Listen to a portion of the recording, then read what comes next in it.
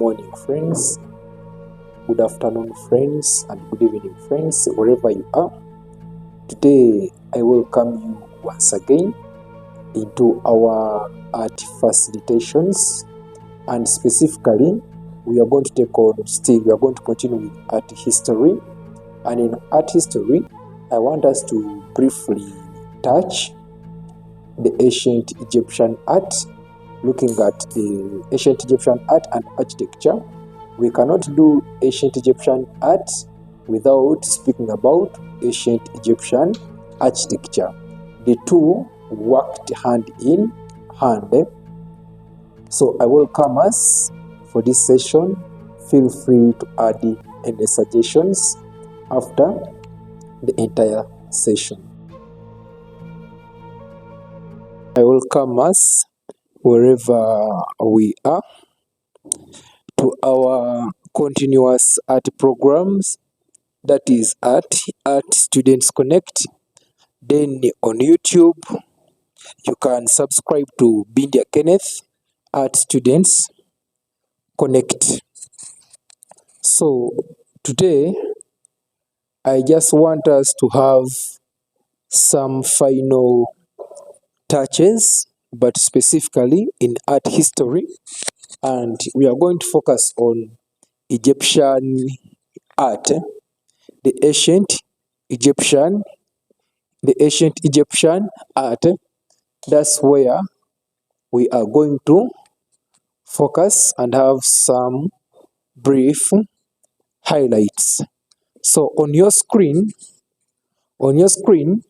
there is an item that has been set before us, and that item goes in such a way that the artworks shown below are part of the ancient Egyptian art and architecture.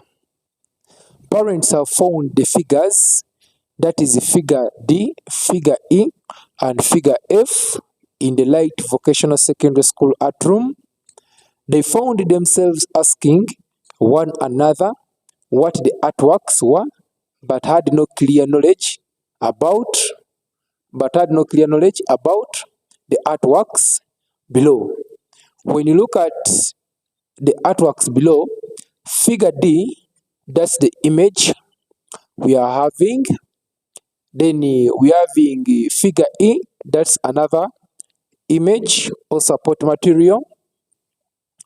Then we have figure F, that is also another support material.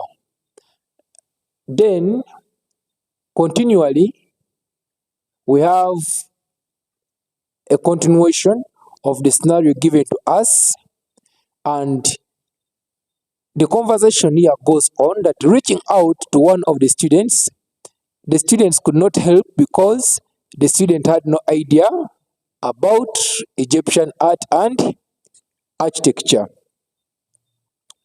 Then our task goes as follows.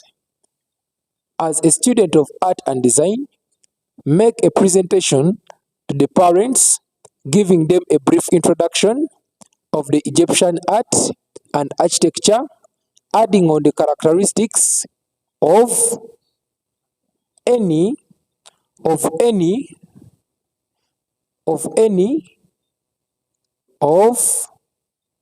the artworks above. That is our task. But as we have been discussing in our previous facilitations, we looked at the best way of interpreting a scenario or an item that has been set before us is by one, analyzing the information that has been set before us, analyzing the information that has been set before us. Then the next is understanding the context or understanding the content. Then we are having application. So we have seen that the parents are discussing and asking among themselves, what kind of art is this. And to make it, let us go a bit faster. In a nutshell, they reach out to a student and they're asking for some information about Egyptian art. So to some extent, in our exams, this question is a bit specific. But it being specific, there are some scenarios where we may not have the word Egyptian art written before us, and the support material is what is given to us. So let us start interpreting the support material, because the task is telling us make a presentation of any of the above. So if you have a pen and paper, you can go slow with me and be writing down this, because I'm not going to illustrate it for us, but I'm just going to be speaking it out. So when you look at figure D, we can identify figure D or interpret figure D as an ancient Egyptian architecture. We shall look at it more. Then when you come to figure E, we are having sculptures, ancient Egyptian sculptures. Then when we go down, we are having the ancient Egyptian paintings. So we have interpreted the support material. But remember, our task is telling us, as a student of art and design, make a presentation to the parents, giving them a brief introduction of the Egyptian art and architecture, adding on the characteristics of any of the artworks above. So one, they are speaking about an introduction about Egyptian art and architecture. So as we are interpreting this task, we need to give a general introduction or a general view of the Egyptian art and architecture. Then after giving a general view of the Egyptian art and architecture, we need to choose one of the support material or one of the artworks, and we give the characteristics of that artwork. Hope we are moving together. We have interpreted the support material. Let me go back a bit. Like I said, this question is a bit direct, because they're already speaking about the ancient Egyptian art and architecture.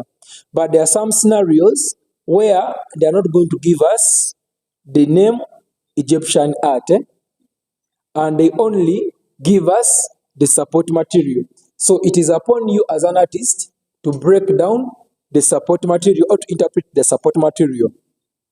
So here we have interpreted that in figure D, we have the ancient Egyptian architecture, and in figure E, we have the ancient Egyptian sculpture, and in figure F, we are having the ancient Egyptian painting. That's how we have interpreted the what? The figures. So when we come back to our task is informing us that we must give a brief introduction of the Egyptian art and architecture. Now, speaking about this, we are looking at the general view of the Egyptian art and architecture. Then, adding on the characteristics of any of the artworks above. So here, we are choosing one. As a student, you can choose one of the artworks above and give the characteristics of that artwork. But in the same way, you cannot speak about the characteristics of that artwork without speaking about that artwork. That's how we are looking at the question approach. If I'm going to look at the figure D, I need to give an introduction and speak about the ancient Egyptian architecture before I speak about its what? Characteristics. Hope that one is clear. All right. Let us now get into the answering approach, and we find out how best. Like I said, I'm just going to be speaking them out. I will not be displaying almost everything to us, but I just want us to be writing down something That's why I'm trying to reduce my speed.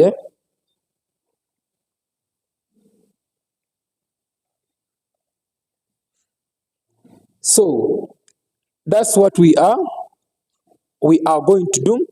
So the first approach is this: a brief introduction of Egyptian art and architecture. So we are saying that ancient Egyptian art was not for the sake. Ancient Egyptian art was not for the sake, but functional.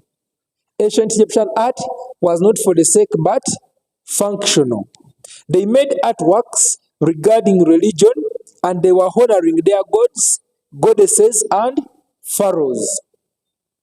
We are trying to look at a brief introduction of Egyptian art and architecture. So they are telling us it was not for the sake, but there was a purpose behind the creation of the ancient Egyptian art and architecture. It was made basically in artworks regarding to their gods. One of the empires or one of the civilizations that had more than one god. Because remember, when we looked at the prehistoric art, we looked at things like ritualism and spiritualism. So, when you come to the ancient Egyptian art, we specifically look at the different gods and goddesses.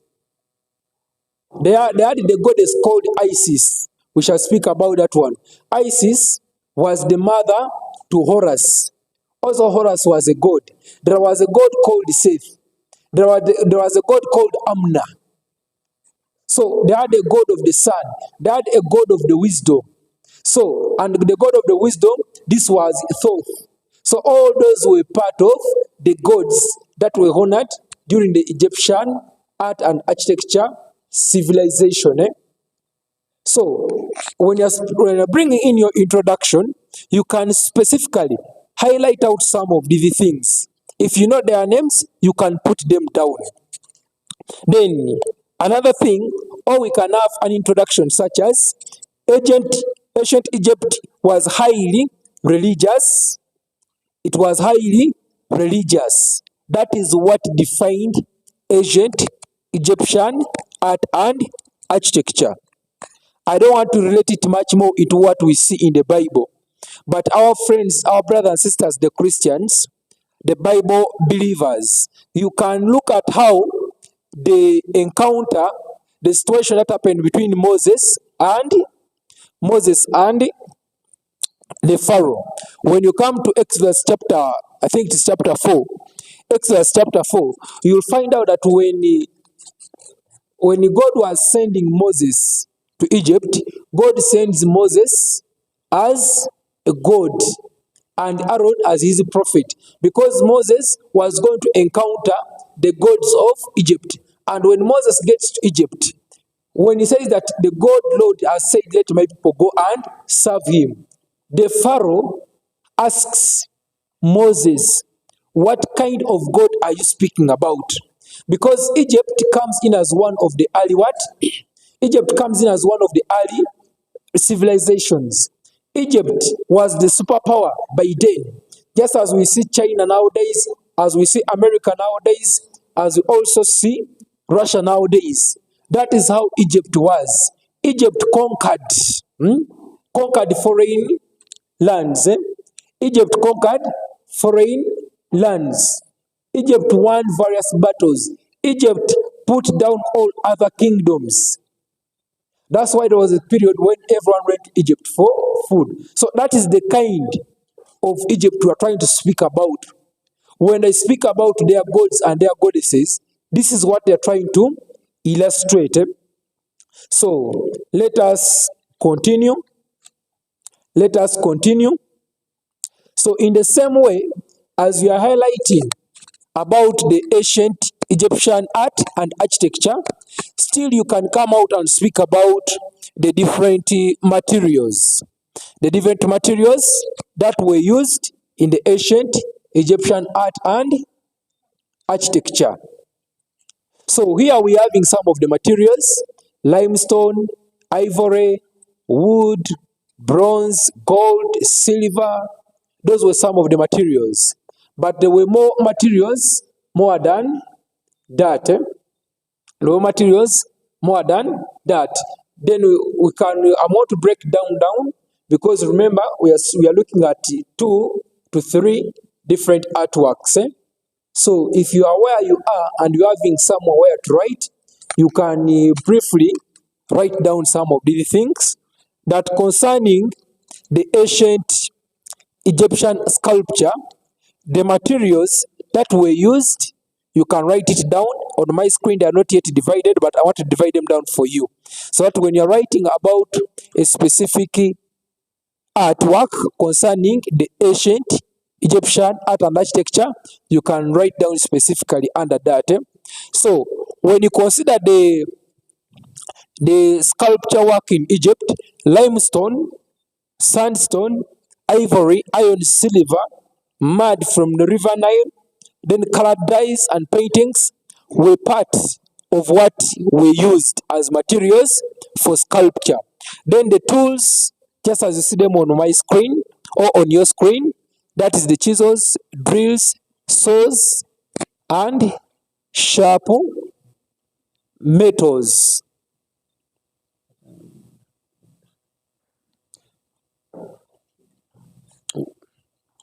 Too close. And sharp what? Metals. That's how these guys operated. So let us, after having an insight about an introduction on the ancient Egyptian art and architecture, let us now start looking at the different artworks and we speak specifically about each of them. Let us consider the ancient Egyptian architecture.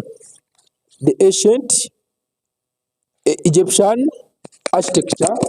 So I'm going to give you some insight. Like I said, this time round, I've not been able to summarize for you everything, but I'm just making it a brief discussion so that we can remind ourselves of what we have studied or what we have been studying. So when we consider the ancient Egyptian architecture, allow me show you some of these photos on your screen. We cannot speak about ancient Egyptian architecture and we miss out on seeing some of the things you're seeing on your screen. This was the Pyramid of Giza. The Pyramid of Giza is found in Egypt, and the sculpture you are seeing in front is called the Sphinx. The Sphinx sculpture. I will speak about sculptures when I get there. But I'm just looking at the pyramids behind. This was the Pyramid of Giza. Then I want also add on something here. This was also a pyramid. So we are looking at architecture. What specifically made up the Egyptian architecture? A brief introduction about the architecture of Egypt. You can write down this if you have where to write. The ancient Egyptians built their pyramids, tombs, temples, and palaces out of stone. And most of the durable building materials. They also used mud bricks from the Old Kingdom onward. Remember, ancient Egypt goes through 5 different what? Stages. It had 5 different stages. But academically, we may not come to consider all the different stages, just as it is with other art periods. So let us focus on this Old Kingdom stage or what we are receiving. So when we consider the ancient Egyptian architecture, they focused more on structures like pyramids, temples, palaces, tombs, and many other places that seem to be have what to be of more importance. So let us now check out the characteristics of the ancient Egyptian architecture. What exactly made up the ancient Egyptian architecture? One, we shall look at the use of stones. The use of stones, like I've said, they used mostly of sandstone and limestone to make the sculptures, no, sorry, to make the architecture, that's the temples, the pyramids, and whatever. So if I want to consider, if I'm going to consider that, I'll come back and look at this. This was a temple. This was a temple that was made in the ancient Egyptian period. And now we are considering what do we see on this temple. For example, as an art student, you have chosen figure D. Now we are dealing with figure D, and I've identified it as a temple under the ancient Egyptian architecture. And we have also seen the pyramids. We have not put the palaces, but there are many other. Maybe I can show us some images that we can relate to that. That in case you come across them, you can easily tell that this is. Let me give us this one. We have that. This one specifically was an entrance of a temple. You can have that. In case you find such in your paper, I'm going to speak about the characteristics at once. Let us first look at the different images in case it happens to come, that we may not. Also this way. Now these were the entrances. They were either on pyramids, temples, or tombs. That's how it was. Also this one is part of the architecture. Also this one is part of architecture. So this is architecture, architecture, architecture. Also that is what? Architecture. That was the summary. The moment you find something related to that, then you can relate so first. So the first characteristic, if you are dealing with the figure D, like how our task has said down here, like how our task has said that as a student of art and design, make a presentation to the parents, giving them a brief introduction of the Egyptian art and architecture, which we have already done, adding on the characteristics of any of the artworks above. So the artworks, their meaning are these ones we have identified. Figure D, we said it is architecture, architecture. Then figure D, it is sculpture, and the figure F is painting. At the moment, let us first deal with figure D. Figure D, we are looking now at the characteristics. Characteristics, allow me, if I'm having some notes here, I can give it to you here so that you can also maybe have a look at it. They may aid out some of our friends. Some of our friends may not having, maybe they have not been studying some of these things, or they missed them out. This can be what? Can be a way out. So yeah, they are telling us the ancient Egyptians built pyramids where the pharaoh and his wife could be buried. Then the king would be buried with his servants to continue serving him after death. There's something that they called the afterlife. The ancient Egyptians had a belief that there was continued existence, that in case the pharaoh, the queen, or one of the prominent figures died, there was an afterlife, there was a continued existence. So what they could do, they could get all the subordinates that were serving him, and they were also put to death. That's why they're saying that the king would be buried with his servants. This you're seeing here.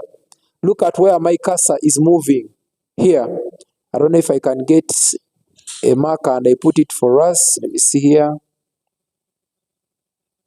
Okay, let me see if we can highlight something here.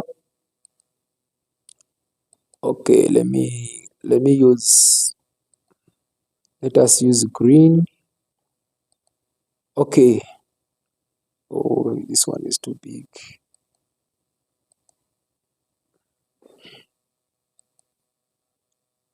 Okay, let us use this. So this is what I'm trying to speak about. Why I see where I'm highlighting? They're saying that the king would be buried with his servants to continue serving him after death. So here they have told us they built pyramids where the pharaoh and his wife could be buried.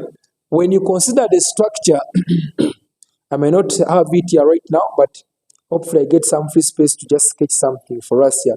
Okay, let me just try to sketch it and see if we can have something. For example, if this was our pyramid, hope it is clear to us. If this was our pyramid, I just want to illustrate something interior. The chamber of the king could be around here. This one here, which I'm putting here. This could be the chamber of the king. This one.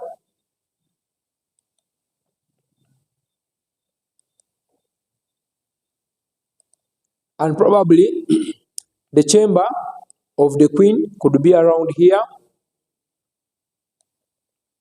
The chamber of the queen could be around here. I don't know if I can add a text for us so that we can easily take note of it. Okay, this one, let us take it as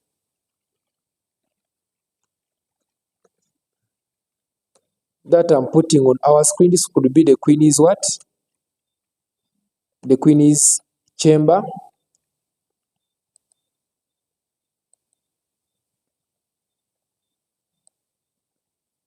This could be the queen's chamber. Then this one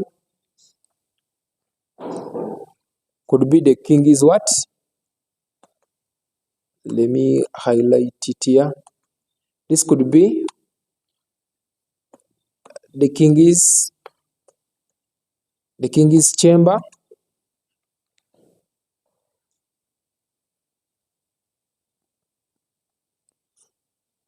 This could be this one you are seeing in yellow, like I've already illustrated it to us.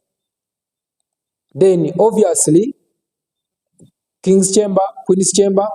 Then there were also what we call shafts. There could be a shaft. These were called air shafts. These were called air shafts. And there could be pathways. One go to the king's chamber, like that.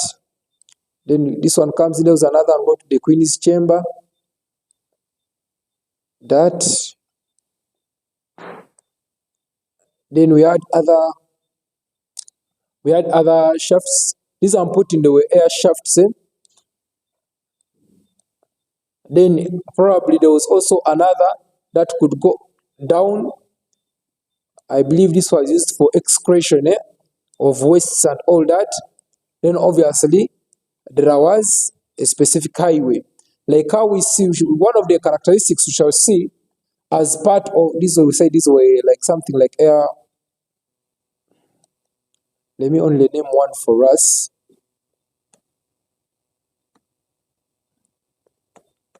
These were air shafts. Let me only name one. That one, air shafts. Then obviously I've spoken about the large entrances, and probably since we are still dealing with architecture, this could be the large entrance. Here I'm just showing us a hint of how these pyramids were. Now this one could be almost like our column. I will speak about the column when I'm speaking about the characteristics. This,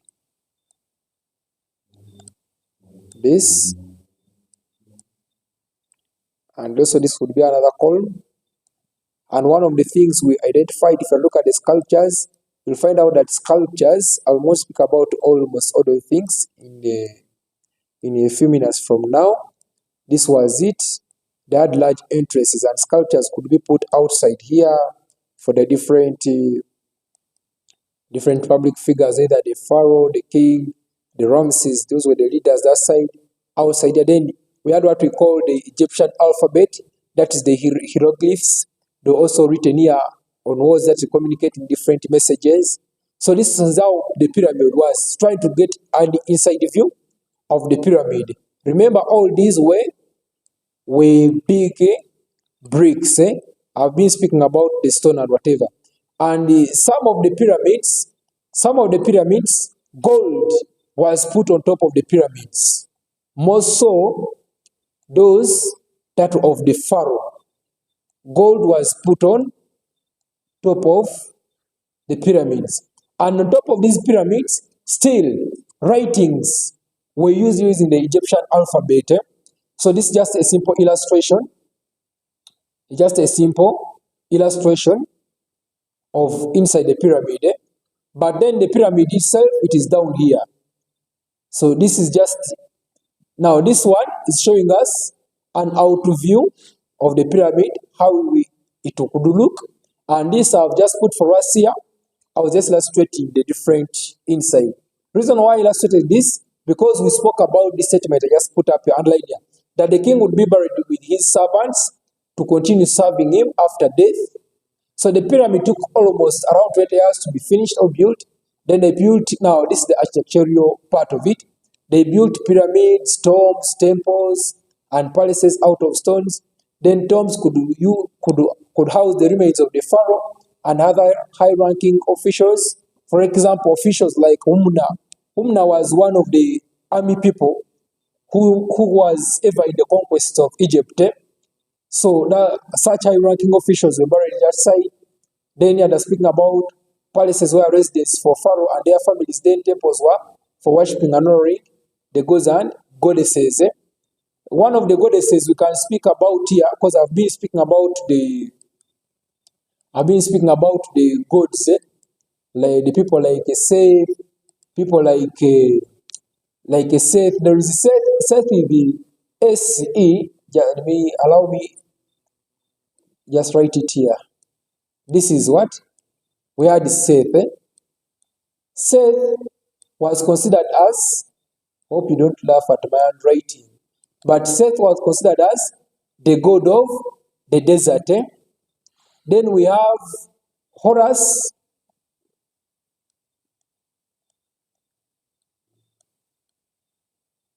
Horus, that one, that was the spring. Horus was taken as the god of air and symbolized by a falcon. We shall speak about these two. They came into an encounter because the sister to Seth married what? Got married to Horus. And there was a battle between Horus and Seth. Because now Horus was a child to the queen, the immediate queen, who was called Isis.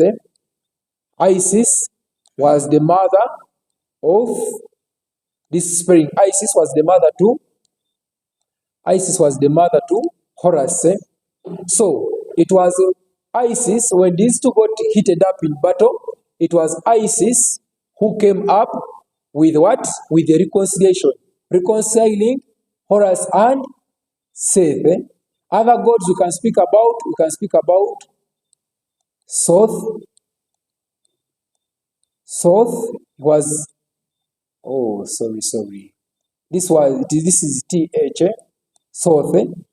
He was considered as a god of wisdom. That was Seth. So then, let me first speak this and we'll go ahead, because I'm looking at the goddesses. Isis was a goddess. Then there was also another goddess who was called Aphrodite. She was also a goddess. But the goddess who had more influence was Isis. Isis was worshipped, and it is believed that she birthed a snake. However, these were just rituals. Just as we spoke about the prehistoric art, and we're looking at the shamanistic people. That the shamanistic people believed that the sun was their god, and the sun could give them power over other animals. So The same way for Isis, the mother of Horus, to give birth to a snake, it was just a ritual. Just as it was said that she was identified with a star. It was just as you look at the poor make Shaolin, those Shaolin temples, whatever, the meditations, whatever. That's how the same way it was with these people. It was just ritualism. So then here we can see since pyramids since pyramids were burial places of Pharaoh, they were full of treasures. All the Pharaoh's riches and belongings were buried with him to keep him happy in life after death. This is what I was speaking about, that they believed in after life, which we can consider as a continued what? Existence. So they were buried in the palaces, no, in the pyramids, sorry. So now this is what I was trying to illustrate for us, for the sake of our friends who may not be having notes. This is what I'm trying to illustrate for us. The characteristics of the ancient Egyptian art. So we have already looked at the use of stones. That's how the structures were built, either sandstone or limestone. If I can also maybe show us a slight video here. Hopefully you pardon me for the voices, but allow me just to show us something. Allow me to show us something briefly. Then we get back. Yeah, I'm trying to be a bit more illustrative and elaborative because of our friends, maybe probably, who had studied about some of these things.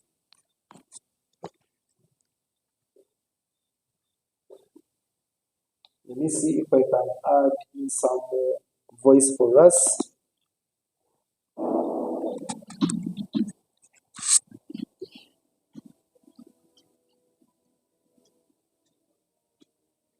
So these were the people. Let us first take a bit. So these were part of the bricks. As you're seeing on your screen, those were part of the rocks they used, the pyramid the sandstone. This very spot. So this is what we are looking at, the ancient Egyptian architecture. Meticulously prepared the plans.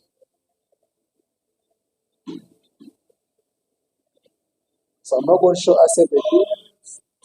So these were some of the tools, the sharp metals, sharp stones, whatever they used for. Strike true. So when we spoke about the drills as materials, this is what exactly we're trying to mean. That they got some of those sharp tools which acted as materials, they placed them in the what? In the rocks. And purpose when a drill is hit from the other side and the other side, there is connectivity which is makes the rock to crack. So that's the part of it. Then allow us go back the other side. Allow us go back. So back to the characteristics. We have spoken about the use of columns. Here they are telling us they used columns on their architecture and could be decorated with intricate carvings and paintings. When we speak about ancient Egyptian architecture, there is no way we can separate the sculpture from the painting. The sculptures we are speaking about the ancient Egyptian bas-relief sculptures, whereby some of these images had to rise slightly off the what? Off the walls or off the columns. Then when we speak about the paintings, there is no way the painting was separated from the architecture, because the paintings were made from the battles won by the pharaohs, from the conquests they had done, from the happy life of the pharaoh, and then other thing that was seemed important, and also day-to-day life. So allow me to show you something here. When we are speaking about the paintings, I want to get us some columns. What do we mean by a column? This is what we are referring to as a column. And when you look at these columns, you find out that we are having paintings on them. These are what we are referred to as paintings. These. And all these were paintings. One of the major characteristics of every art here, it was the use of geometric shapes.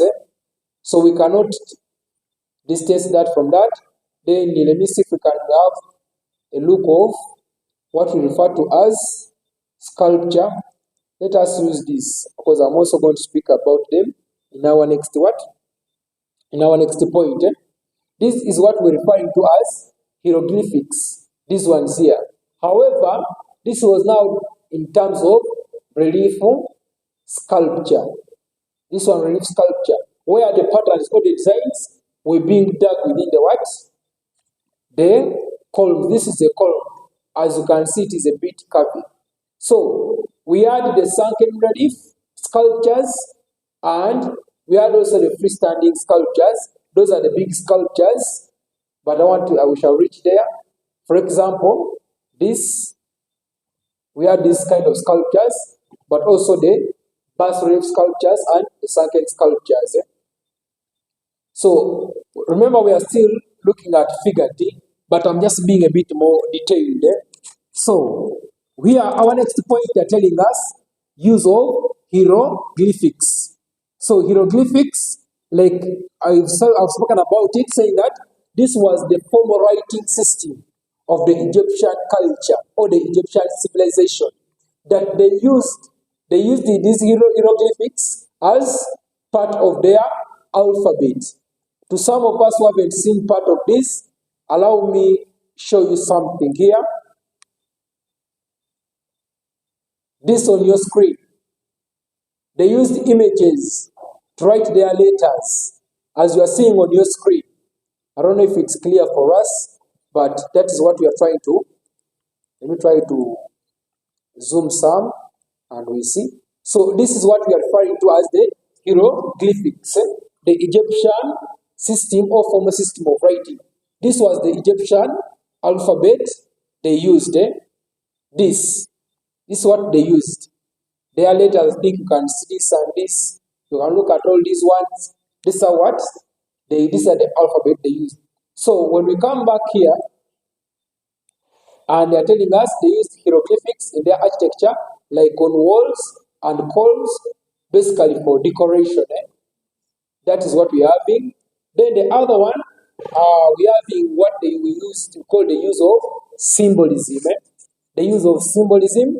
When you look at the ancient Egyptian architecture, they are telling us it's incorporated. When we say something is being incorporated, that we get something and use it for something. We get it and add it upon something.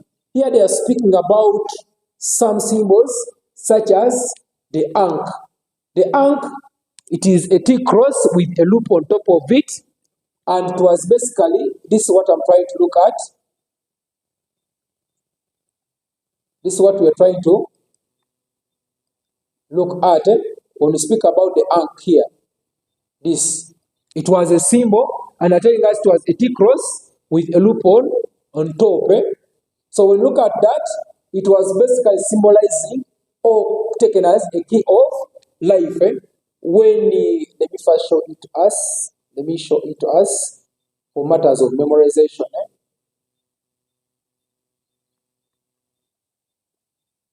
This was part of this, what we are calling the what?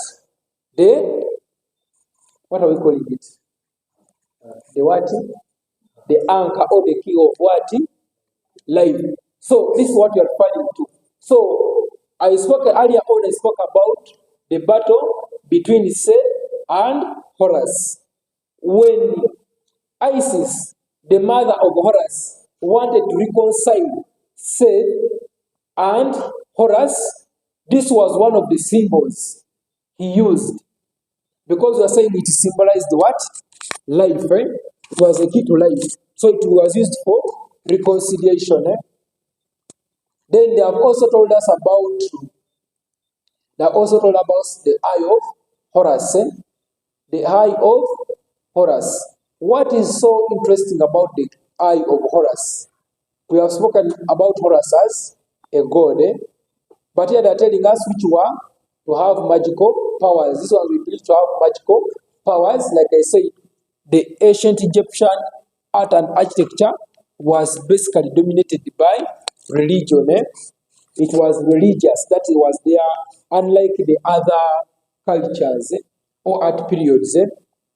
However, even in other art periods, religion, spiritualism, or ritualism took what? Place. So here they're telling us, let us first look at the eye of Horus. When you look at Horus, what makes Horus so unique in the ancient Egyptian architecture? We said Horus was a prince and he became a god. He became a god. So Horus identified himself with a falcon and was taken as the god of the what? The god of the air or the god of the heavens. So Horus, when we speak about the eye of Horus, we have the left eye. Allow me to show us that for easier interpretation of it. Let us have a look at it here.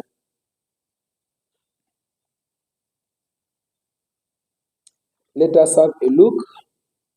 However, it is taking long. Okay.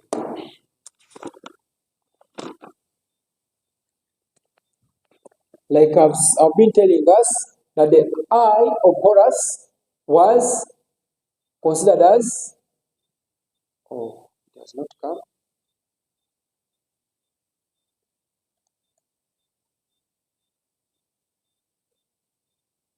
It was considered as the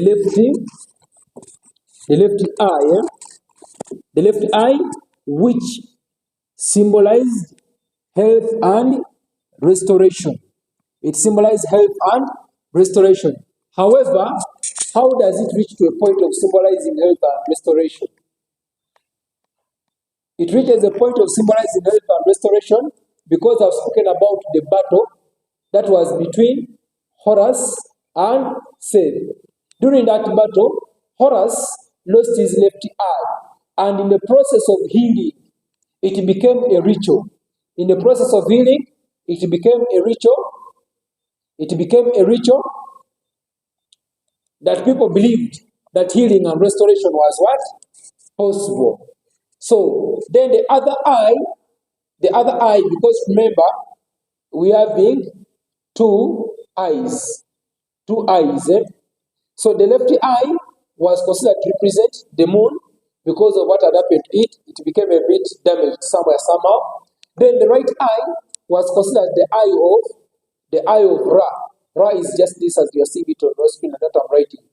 Just something like Ra. That is Ra. The eye of Ra.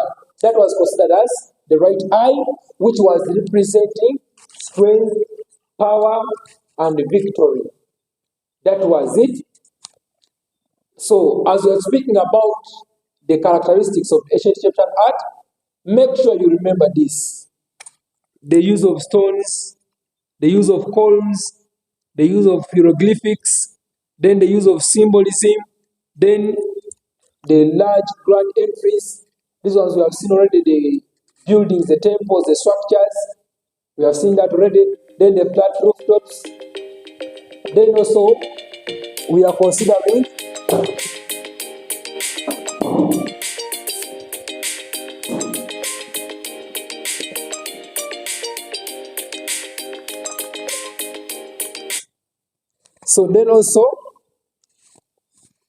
we are considering the simple rectangular shapes. The simple rectangular shapes. That is what made most of that. Then allow me, I've taken a lot of time discussing on this one, but allow me rush to another figure. We are doing it in a way that at least it can become memorable to us. So we have in here another figure. I'm going to be a bit so fast. Let us go to the painting. The painting, which is down here. The painting, that is figure F. Figure F. So, under this we are saying that the paintings were stylized. They were stylized. I'm going to explain about that. They were stylized symbolic artworks often found in tombs and temples, and they depicted religious scenes, historical facts or historical events, and daily life activities. And daily life activities. I've already spoken about the afterlife.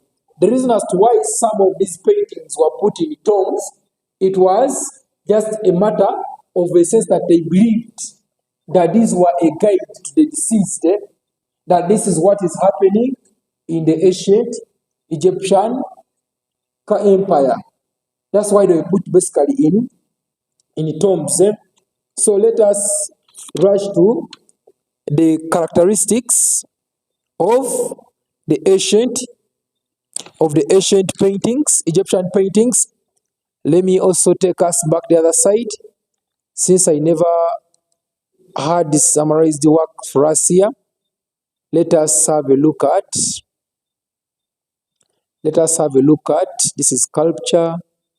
Now let us go back here. These are the paintings we are speaking about, these ones, and let us see what makes up, because there is a difference between the prehistoric paintings and the ancient Egyptian paintings, and also there's a difference between the ancient Greek paintings, the Roman paintings, and this, and also the Renaissance. So let us have just something here. Okay, let us start from here. Here they are telling us their paintings frequently incorporate symbolic elements such as hieroglyphs and gods that had a great meaning to the Egyptian culture. I've already talked about the hieroglyphs. I think we can relate to that. Then they used bright and vibrant colors such as red, yellow, blue, and green, and each color symbolized something. So here they're telling us they use the bright and vibrant colors such as red. So if you can go further and speak about the different meanings of each color. For example, we can say that the red color represented the life and the power, victory. It was also represented chaos and destruction. Because remember, these guys were ever in conquest, fighting against different kingdoms. So there was too much pouring of blood. So we can that can say that's why they were representing chaos and destruction. Then we can look at green, this one here. We're having green here. Then also we're having red here. Then for green represented basically vegetation, we can call it fertility. We can also represented renewal, or it also represented life. That is green. We can just relate it to our daily life, and we can relate to that. So then we are having yellow. Yellow as a color, it represented yellow as a color represented divinity. It represented eternity, because it was giving us a view of the sun. Like I said, these guys believed that the sun was their what? God. Then when you come to blue, blue as a color, it represented the heavens and creation. That's the part. Now this, we are looking at the characteristics of the ancient Egyptian paintings. Remember that I've given us 3 artworks. We have looked at the architecture. Now we are looking at the what? The paintings. So then next, we are having geometric shapes such as triangles, circles, rectangles. Rectangles were commonly used in their paintings. Let us have a look at some of these paintings, and we want to relate whether what we are seeing is exactly what we are discussing. So this is what? An Egyptian painting. I think you can see the different vibrant colors and bright colors. Then also this one, we can see the geometric shapes, whatever, and the hieroglyphics are here up. These ones you're seeing up here, where you see the cursor moving on your screen. These are the hieroglyphics you're seeing here. Then there's something also I'm going to add. Let us also add this one, that Figures always depicted a profile view. Figures always what depicted a profile view. When we speak about that, usually I want to consider this in terms of passport photos. When you consider, at least each of us has seen a passport photo. I believe we have national IDs, or we have gotten IDs in some other places. But when you look at a passport photo, it doesn't show anything. So that's what these things were. They depicted a profile view, a passport-like view. Nothing much was seen on them, meaning that there was no illusion of depth. And this now takes us to our next point, which is they lacked perspective. They lacked perspective. And as well, we understand that perspective is achieved in three ways. One, perspective. Let us also first look at this. There is no perspective here.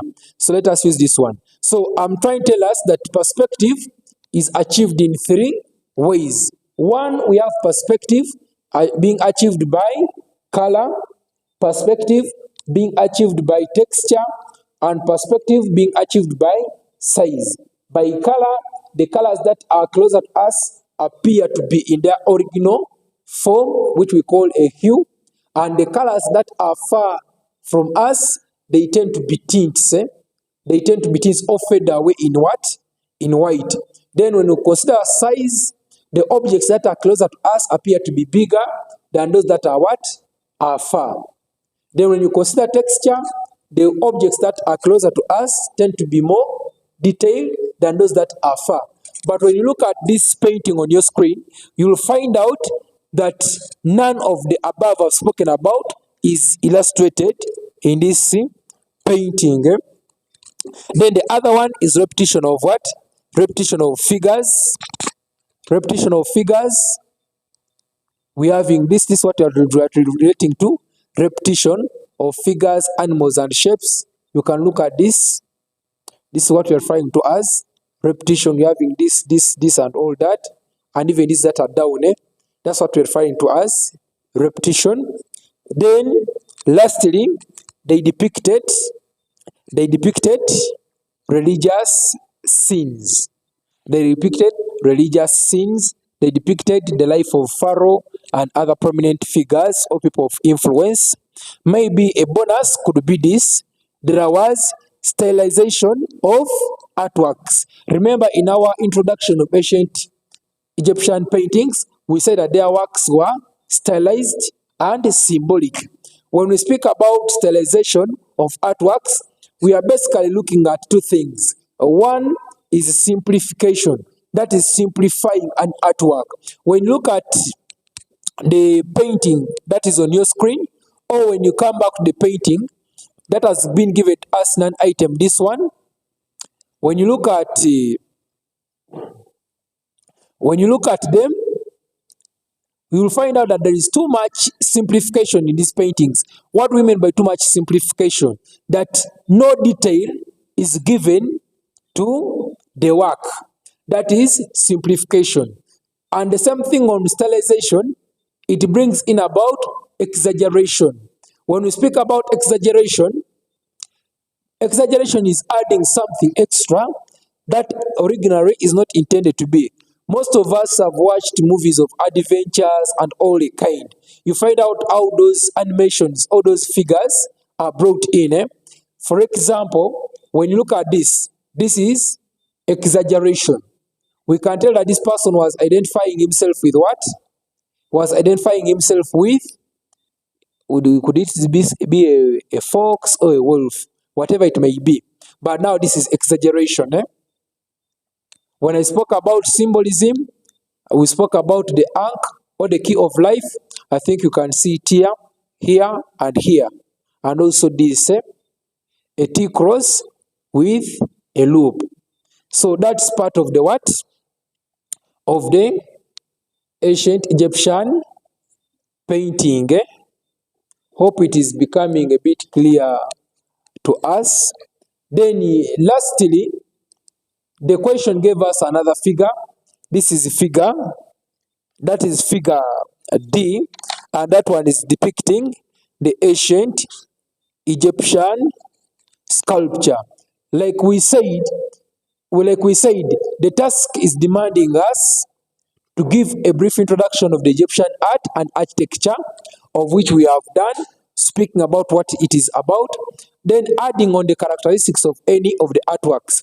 Before you write the characteristic, first identify the work. If you have identified this as a painting, write something about the painting. If you have identified this as sculpture, write something about sculpture before you bring in the characteristics. If you identify this as architecture, write something about the ancient Egyptian architecture before you write about the characteristics of the architecture. Yeah.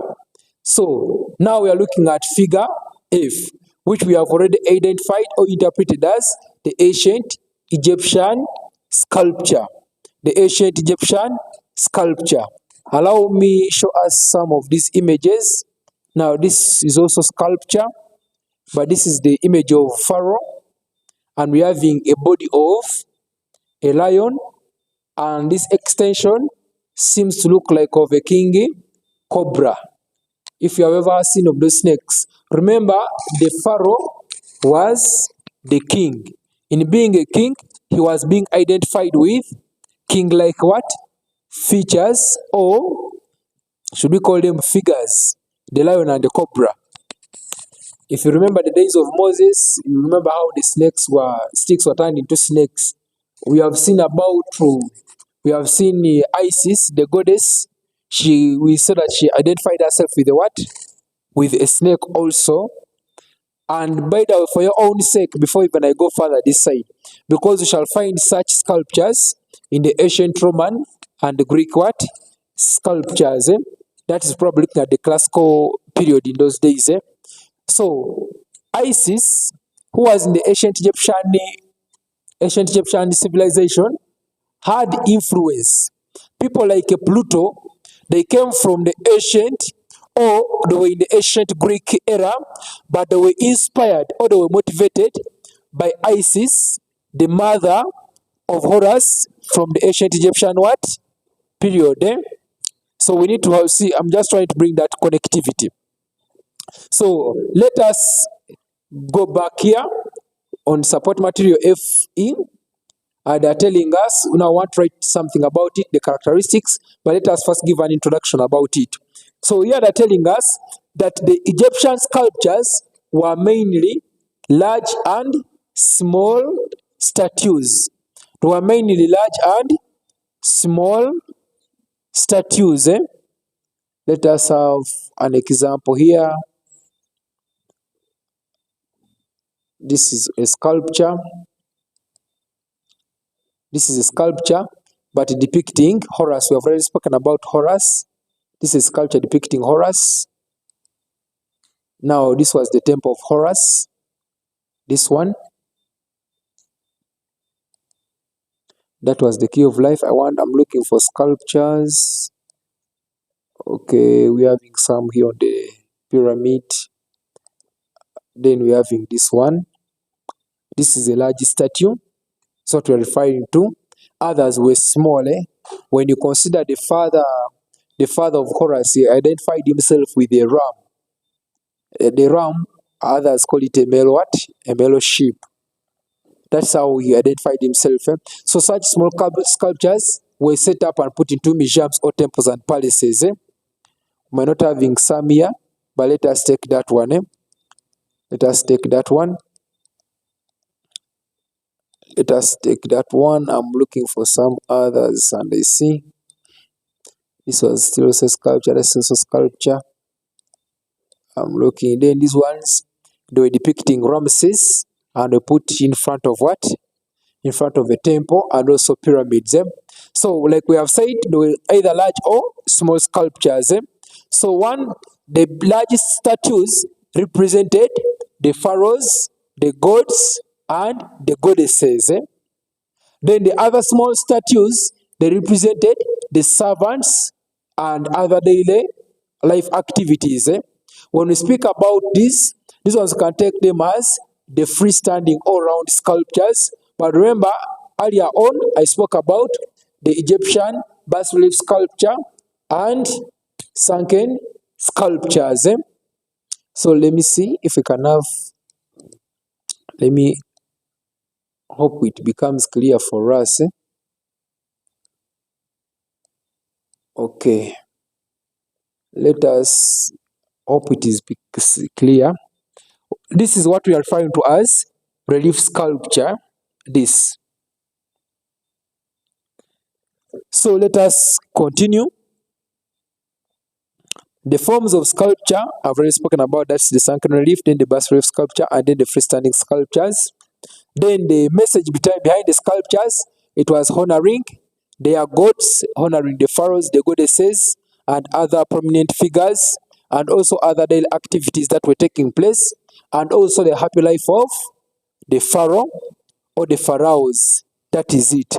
So allow me rush directly to the characteristics, and we briefly speak about them, and we call it ancient Egyptian sculpture.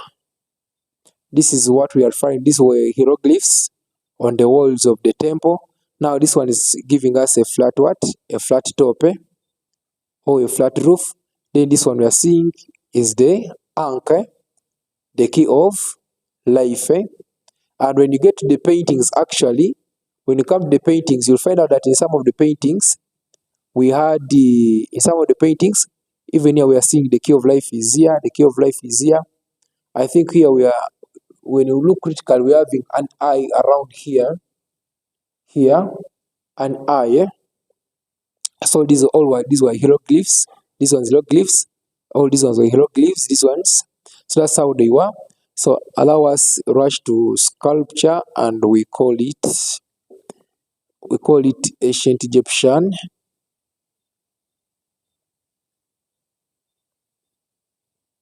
We call it ancient Egyptian architecture and art. So here they are trying to tell us that one of the characteristics of the ancient Egyptian sculptures, they were sterilized or stylized. That they were depicted in a stylized way, which I've already spoken about. That there was exaggeration and simplification. Simplification in terms of materials. So when I'm looking at this sculpture that has been given to me, this is exaggeration, an extension on the head. This we are seeing here. This. Then when you look at the other simplification, they were not detailed. They were just made smooth. No detail was given emphasis. Then here, let me show us, because probably maybe that one may not come, and I bring for you another sculpture. For example, if you look at this one, this is now what we are referring to as exaggeration, where they got the human head and attached to the human body. This is stylization, exaggeration. Then also the uniqueness of the format, most of them, they what? Because this was their dress code. So they were depicting their dress code. That was their uniqueness. Then we go back here. Then we are looking at idealization. Figures were depicted when they are not too old, neither too young. When you look at the Egyptian sculptures, no matter how old someone was, they remembered they had something they were considering the afterlife, the continuity of existence. So when they considered the continuity of existence, it forced them to make sculptures that looked moderate, reflecting the strength ability of their fellow Egyptians or servants. That's what they refer to as idealization. Then frontability, we have already seen most of the sculptures, they were facing forward. They were facing forward. Others, the other illustration for facing forward, they referred to them as continuity or moving forward. So then we are having I've just spoken about dignity. Let us go to rigidity. Rigidity as another characteristic of the ancient Egyptian sculptures. So, figures were typically depicted in a rigid, static pose with little movement or action. One of the principles of sculpture is movement. But when you look at most of the sculptures,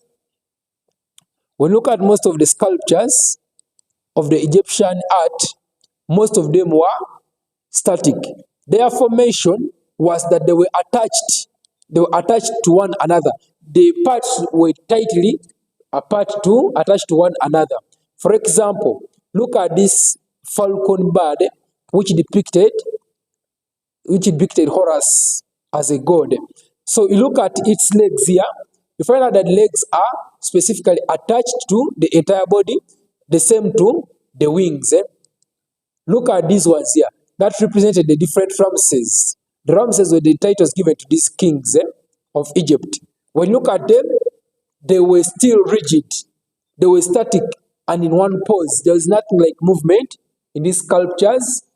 The same to these ones we are considering as our support material. When you look at their hands, we are looking at the stiffness or the rigidity in the muscles. You can look at the right where the cursor is. Then you can also look at the lady.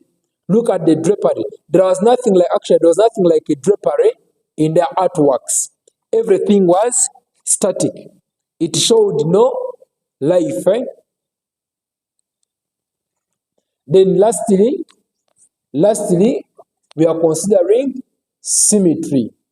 Symmetry as a category or kind of balance. Their sculptures were balanced symmetrically. When we speak about their sculptures being balanced symmetrically, we are looking at something that can be divided into two. Allow me briefly speak about the different categories of balance. When we speak about the different categories of balance, we have what we call the asymmetrical balance, and we have what we call the radial balance, and also we have what we call the symmetric balance. The radial balance, if you have seen a bicycle, the bicycle spokes that originate from the middle and radiate outside, that is what we refer to as the radial balance. And the asymmetrical balance, basically it is used in paintings to where one side overweighs the other sides or the other objects in the composition. Then for asymmetrical balance, let me see if I can make something for us here. What we are trying to, okay, let us use this one as our illustration. Oh, which color is brighter? Here? Okay, let us try to see if red can work out. Okay, so what we'll find to as symmetrical balance or a balance symmetrically, when you have for example, your ruler, and you divide this sculpture in the middle like this. As you're seeing what I'm doing, hope my line is a bit straight, though I'm already seeing a curve in it, but hope it brings out the message. So when I divide this sculpture, you'll find out that what is this side, allow me make this, find out that what is this side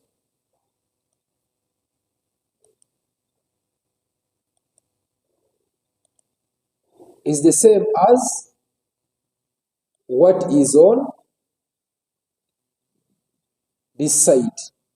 If you have to consider where we are circling, if you have to consider that, what is this side? The same as what you can look at this and this, look at this and this, look at the eye and the eye, the nose, the mouth, this and this, the ears and whatever, here and that, whatever is this side is balanced the other side. So that is what we are referring to as symmetrical balance. So back to our question. So what we have done, we have just been going into detail about each of these what is these artworks and seeing other related artworks. So the question was telling us, as a student of art and design, make a presentation to the parents, giving them a brief introduction of the Egyptian art and architecture. So what we have done, we have given a brief introduction of the Egyptian art and architecture. The major theme of this work, it was religious. It was religious. Why? They depicted or they highly regarded their gods and goddesses plus pharaohs. That is what part of what they were doing. Then we spoke about the tombs, whatever. Then we came on adding on the characteristics of any of the artworks. So we decided to choose. If you are an art student, you have to choose either this, or this, but you choose one. But for matters of our revision of facilitation, we have decided to look at each of them. We have decided to look at each of them. So allow me stop here. Allow me stop here. And I continually welcome us. I continually welcome us to keep in touch as you follow our platform, as you see it on your screen, as you share it to other people. That is at Students Connect on Facebook. Then also on TikTok, it is at Students Connect. On TikTok, Facebook, it is at Students Connect. Then TikTok, it is also at Students Connect. Then on WhatsApp, our WhatsApp group, those ones who have been sharing and whatever, have been asking more questions, it is still at Students Connect. Then on YouTube, you can find it as Bindya, Kenneth at Students Connect. So thank you so much. We shall also share other individual topics in art history, because we are focusing more on art history, because in other facilitations we broke down most of the things. Even if you listen to it over and over, I'm sure you are going to succeed. You are going to succeed. There is no magic in art that you wake up and magic will find you. No. I encourage us to read and pay close attention to detail. When you go to a paper and you are aware about something, things tend to come out the positive way. Allow me once again wish you success, and I believe as the Lord liveth, we shall pass in Jesus' mighty name. Shalom, shalom. I remain your coordinator at Art Students Connect, Kenneth Bindya Peter from Uganda.